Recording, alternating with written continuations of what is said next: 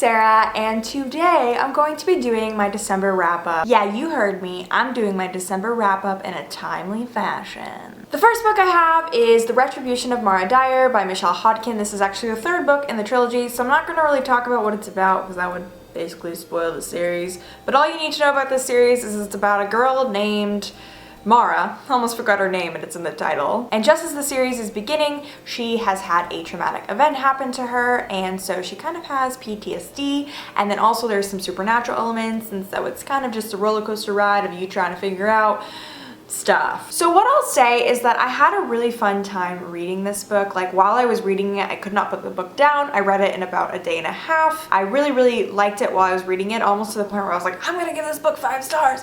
But then when I got towards the end, when it was kind of giving the answers about like the secrets behind the series, I didn't really love the explanations. So it was one of those books where I feel like I'd recommend it to people to read because it's a lot of fun. When you look on it in hindsight, you're like,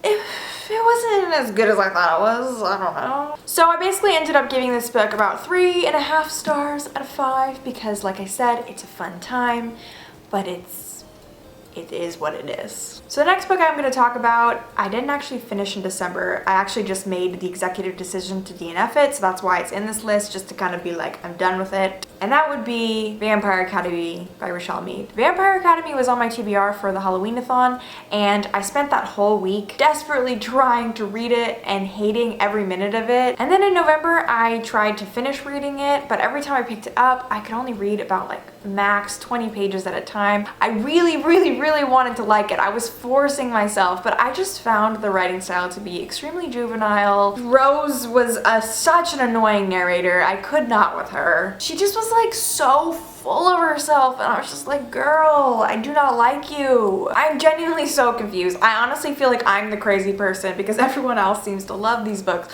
but I just genuinely was like, I don't get it. But anyway, moving on. The next book I read was Ready Player One by Ernest Cline. For those of you who don't know, Ready Player One is set in the near future in a sort of dystopian society where everything is just crumbling, and the only joy people have in their lives is to log into this gaming system called the Oasis. Everyone has their jobs there, people go to school there, and you have an avatar, and like literally everyone is just pretty much a gamer. The creator of the game dies at the beginning of the book, and he gives in his will this charge to everyone who uses the game to find these clues to the prize, which is all of his fortune and whatever. It's like this scavenger hunt sort of thing, and our main character Wade is a kid who has dedicated all of his time to trying to find this Easter egg. That's what they call it in the book. I'm terrible at explaining plots. What I'll say about this book is I really enjoyed the world that it was set in. The Oasis was very cool. I liked Wade, the narrator. He was a good main character to hear from. He was funny. I enjoyed that. There's actually going to be a movie adaptation of this in 2017 directed by Steven Spielberg,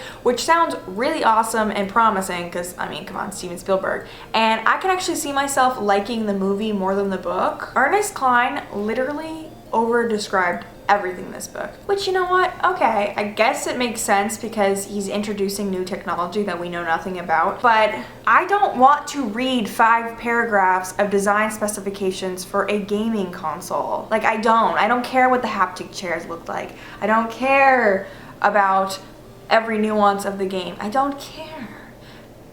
While I think this gave Steven Spielberg more than enough material to work with to make an amazing film, I couldn't handle it. I couldn't handle it. So I ended up giving this book 3 stars. The next book I read was City of Ashes by Cassandra Clare. This is the second book in the Mortal Instruments series. So while reading this, I was getting really nervous that I didn't like the Mortal Instruments because City of Bones was a 3-star read for me, and then this one was also definitely a 3-star read. But don't worry, I immediately picked up the 3rd book after this, and I have a lot to say about that one.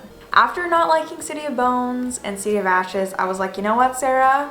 Give the 3rd one a try, and if you don't like it, you don't have to finish TMI. I think what sets this book apart from the other 2 is that most of it is spent in Idris, which is like the Shadowhunter capital secret city sort of thing. It made me so nostalgic for when I read The Infernal Devices because it just had like such a Shadowhunter-ish vibe to it. I know that doesn't make any sense, but like I feel like this one was more in line with what I had read in the Infernal Devices, just about learning about the Shadowhunter world and stuff. If that make any sense? I feel like I'm rambling. Honestly, everyone was always saying how they loved the Mortal Instruments characters, but I really didn't connect to them in the first 2 books. But let me just say, they really came to life in this book. I loved the dialogue, I loved the action, I loved the character development, I loved almost everything about this book. The reason I gave it 4.5 out of 5 stars is because it is absurdly long. It is literally 541 pages. So sometimes while reading, I'd be like, this is very good, but girl, so long though. I felt like I had a pretty successful reading month. A lot of that is due to me being on break,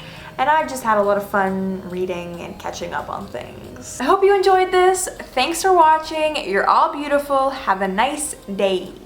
Gosh, I literally have like 30 minutes of footage because I could not get it together during this video.